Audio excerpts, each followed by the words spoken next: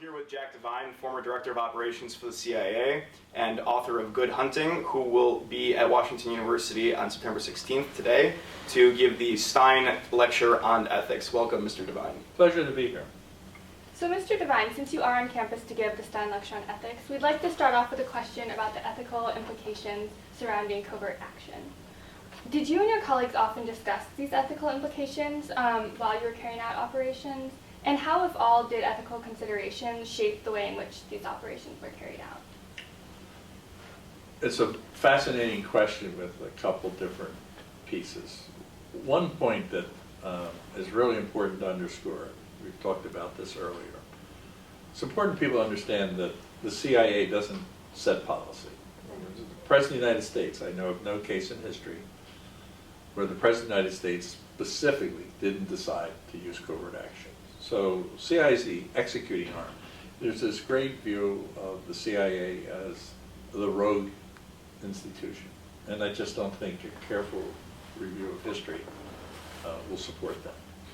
So when you get to the question of debate, the debate is more likely to take place in the policy arena than in the executing one. There is a phenomena which I haven't seen written anywhere, and I didn't include in Good Hunting. I probably should have, because I've become more intrigued with it. And that is, the CIA's mission in many ways is to operate abroad. And there are many activities, well recorded, where it would be in violation of laws in foreign countries. Just the nature of spying, ipso facto, takes you there. But it's always with the approval of the Department of Justice. So whether or not you're using propaganda, disinformation, persuading people to join the service, you're using whatever form of intimidation, or sometimes lethal force. What's interesting, and it's a thought that comes to you somewhere along in your career, but it's never part of the briefing, and that is, CIA has, it's bipolar in some ways. You're able to, you're authorized to manipulate and distort and so on. But inside of the institution, there's a double standard where they're expecting the integrity and that what you're saying is true. I can count on 2 fingers the number of people over 30 years that looked me in the eye and just flat lied to me. They may not have told me the whole story, but just flat out lying. Because if you're caught self-aggrandizing, distorting, manipulating, it's career ending. So when you think about the ethical issues, there is built into the DNA from the very beginning, in the culture, this dichotomy. And so that involves ethical, an evaluation of ethical behavior. People entering CIA are tested and evaluated on that basis. And they could, and for very practical reasons. We're not trying to have, a religious organization. But if you have $50,000 and you're going to give $50,000 to an agent you're meeting on the other side of a hill, and you're not going to see him maybe ever again, you come back and you say, look, I passed $50,000. There's no way to double check whether you buried $49,000 or if you're greedy $49,500. So when they're looking for people that enter the agency, they're looking for a very high degree of integrity in terms of this honesty. So if in your polygraph you're discussing, well, I stole 5 books out of the library, well, then I stole this. After a while, you're out because of the ethical standards. But there is a dichotomy. To go to the very end of the question, you hope that in your career, the policymakers are making ethically sound judgments. Those judgments have to be reviewed by the United States Congress, which is wired to the American people. The Congress would have to satisfy them. So you're hoping that the decisions that are made are ethical and that the President of the United States is being held accountable and by the ballot. There are a lot of discussions about the practicalities of things, whether it's feasible, and gains and the minuses. But a subject on ethics, per se, is not part of the brief. But I didn't want to just simply say it's not part of the brief with not putting context around it, that it's ingrained into the process. And it has to be, because it's very important to have a clandestine, covert capability. But it has to be accountable. There has to be transparency within the oversight. Not necessarily transparent outside of the oversight process, because then you're no longer covert. Can you expound on your personal role in as a CIA agent in Chile in the early 1970s, both from when you got there up until September 11th, 1973? It's actually rare that a CIA officer can talk about it. Right. But all the documents have been declassified. Right. To be honest, I never dreamed when I was a young officer at CIA that I'd live to read my own cables. I might have been more eloquent. You know? So it was my first assignment. So it was a huge adventure. I mean, it obviously was a very serious thing, but to be in a foreign country, I arrived at huge demonstrations of the Communist Party and flags waving and tensions. I mean, I left sleepy South Jersey seashore town, and next thing I'm in the middle of a revolution. So it was quite extraordinary. And before I'd gone to Chile, I was on the Chile task force. And the Foreign Affairs magazine has taken the third chapter, if I have my number right, about Chile, and has featured it in the June, July issue. And I think because it's such a hot button story, and not only the academic world, but among people that were in the media back then. And the key point is that, I believe there was a bad policy, and the station in Santiago believed there was a bad policy to try and block Allende. And not because of the high ethical principle involved, but basically thought the environment wasn't right. And it was a disaster. But what a lot of people don't realize, right after that, the instructions were, you're not to plot with the military. Do what you can to support the opposition. Try to keep Allende from moving the government too far to the left, if possible. But no plotting with the military. Get sources of intelligence. And that was the Bible. That's really what took place. That's what the declassified documents show.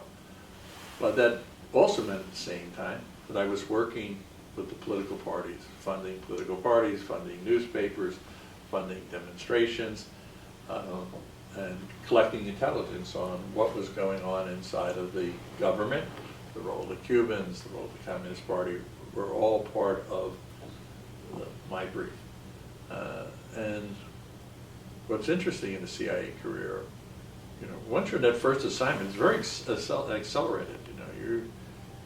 You arrive, you're supposed to be now ready to operate. Now, it is true, it's a trade, so there are experienced people to help you get started, but it doesn't take long before you feel and act like you're an experienced, and expect to be an experienced officer. So I was there, and then I would just add that by the time the coup came, I was one of the longest standing members that was in the station, the chief of station and myself. And through my wife, I received the first report that the government was going to be overthrown. And the reason I want to underline that, it came from a civilian source that was close to the Navy at this time. The CIA was not plotting with the military. This is a great confusion, because often what's confused is the plot in the 70s with 73. So reasonable people can talk about how important was CIA's role. And I've defined my role as working with the opposition. But where I think it's really greatly misunderstood is CIA was not working with the military. In fact, we didn't finish in an earlier discussion. Nobody thought the military was going to act, because there was a Tancaso, which was a mini attempt to challenge Allende that failed. And that was in June. And the CIA's conclusion was, well, Allende withstood that, and therefore he will survive. And that was a political challenge. It was actually a military challenge. I mean, and previously he had survived a political referendum on and his rule. he had survived the referendum, although we were increasingly convinced that when you got to a national election that there'd be a change in government. Mm-hmm. But the reason this is so important is we thought that was a sign of strength, CIA and others, media, political, foreign observers. That was the day the military started the plotting. And the reason it plotted wasn't because of the economic conditions per se, it wasn't because of the political leftists. They were losing control of their own institution. And it was the number one motivating factor. And they decided they, the generals, were going to take charge. And that's when the plotting began. We missed that one. So moving on to sort of the mandate of the CIA, you mentioned that your main job was sort of supporting political parties, providing intelligence to groups that were working in the U.S. interest. How do you think the CIA has changed, and how has the mandate of the CIA changed since you began working for it in the late 1960s? One example to touch on would be the drone program and the militarization of the CIA over the past 10 to 20 years.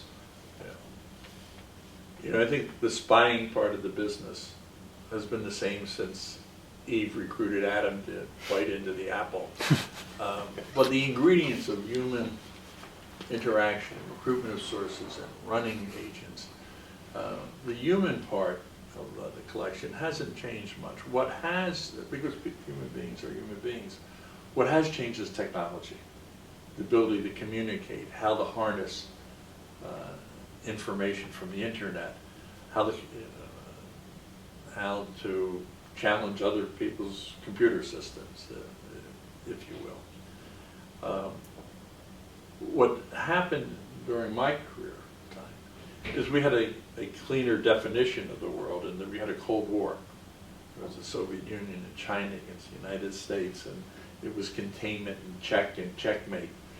And I would say the big challenge when the Soviet Union collapsed, there was both Republicans, Democrats alike began saying, well, do we really need intelligence anymore?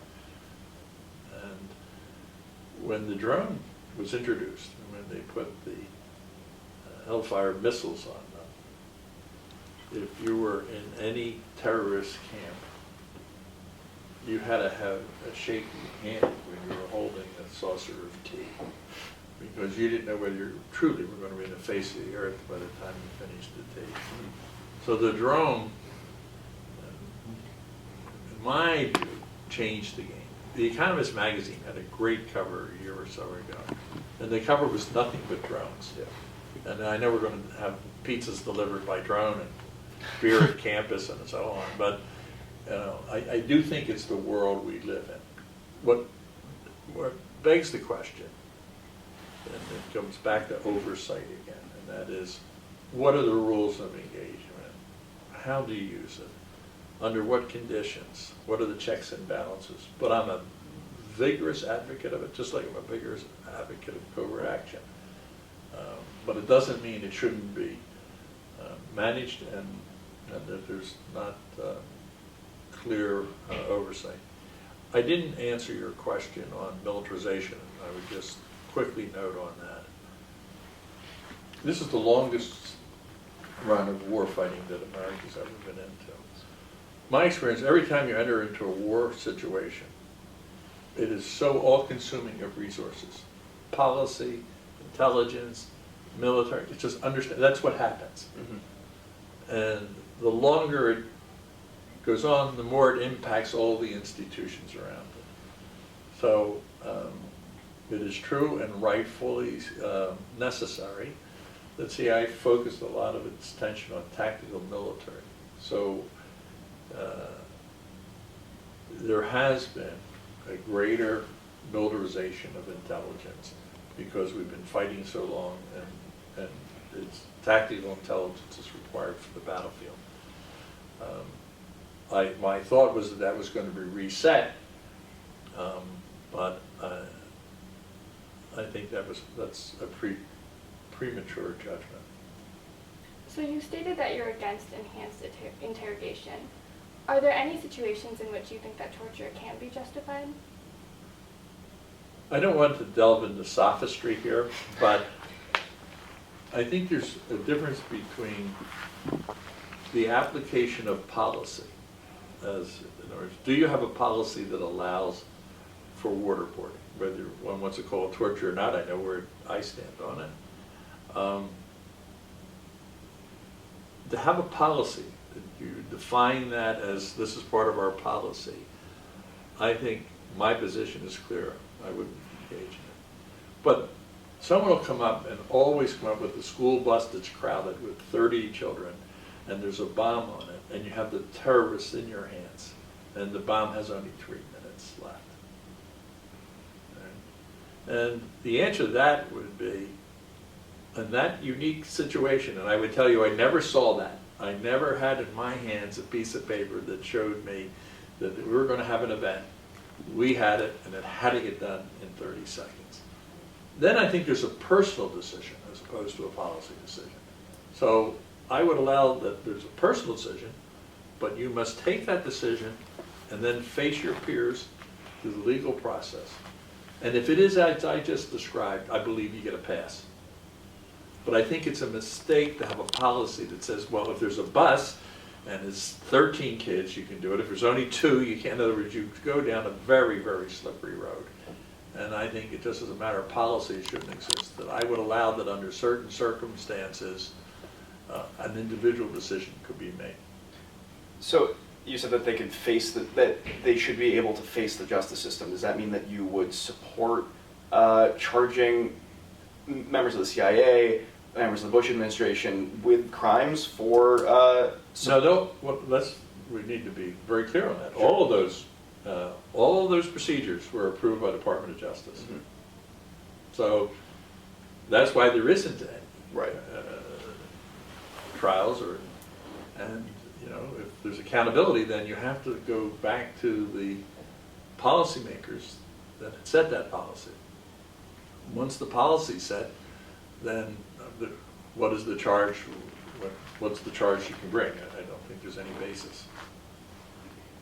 Well, moving the conversation in a slightly different direction, when you reflect back on your career today, what are your thoughts on the CIA's arming of the Mujahideen in Afghanistan, the precedent that this set, and the lessons that this type of action has for today's conflicts, significantly the war in Syria? My finest hour. I'm not sure. I'm sure that's not the answer. But again, it's so hard to put things back sometimes in the context of the Cold War. But to me, the operation to drive the Russians out of Afghanistan, all the ingredients that I call for in good covert action. You had the world and the United States and the Afghan people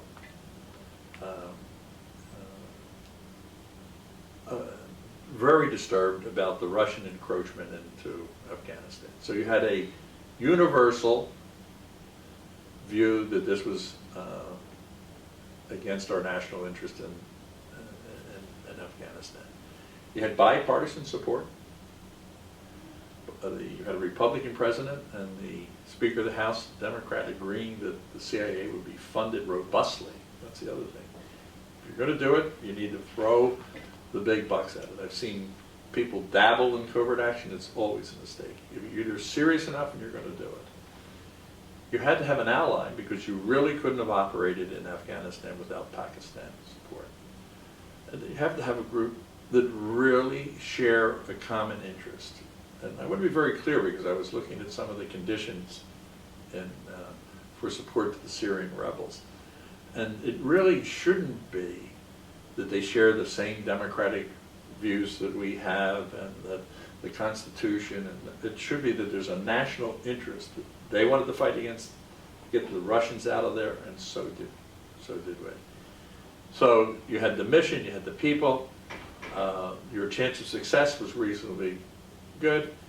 So in my view, that, that constitutes good covert action. There was a movie and a book, Charlie Wilson's War, And I knew Charlie. I had dinner with Charlie and his wife and my wife in New York at Sparks Restaurant.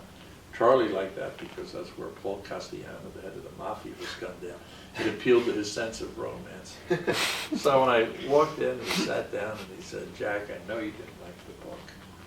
You're going to hate the movie." And he had a good sense of humor, Charlie. And if you can not be responsible for war, but have it named after you for posterity, that's a fantastic marketing job. And the reason I had trouble with it is because you have the picture of a rogue CIA person and a congressman, and it was really these other ingredients that made it a success. Now, well, people say, well, what happened afterwards? And one point is we never supported the Arab faction, which included bin Laden, who was such a small dot. I think there were 2 engagements that somebody might be able to tie that he was involved in, but he was a non-player, a non-figure. But the U.S. aid went to the Mujahideen, the Afghanistan population, and the Arab population was supported by other Middle Eastern countries. When 9/11 came, we went back in, the U.S. government went back in. The CIA was the cutting edge on it, and right behind it was the special forces. And we brought the Taliban government down. We brought it down with the Northern Alliance. The Northern Alliance was the same group that we used to drive the Russians out. So the question is, should we have stayed or not stayed in Afghanistan? And Charlie Wilson and I made the argument that we should stay. But one of the things is I look back on it. I don't think he would change his view. But as I look back on it, I honestly believe that we could have put $100 million, $200 million after the Russians left, and it would not have made a difference. That the ingredients, the tribal society, the prospects of safe haven for would have happened with or without our support. And there's an important lesson because we're wringing our hands now, and we all should wring our hands on Syria, on the use of this, and what I'm saying is we should wring our hands anytime we're going to use lethal force. But in the case of Syria today, arming or not arming the rebels is a critical point. Mm-hmm. And I've been clear on that as well. All right, well, I think we're all out of time. So, Mr. Devine, thank you very much for your time this afternoon. Well, we'll have to come back again. We'll get to the Absolutely. second part of my career. Thank you very much. Thank you very much for coming. My name's Gabe Rubin. This is Sonia Schoenberger. Our guest today is Jack Devine. Thank you for watching.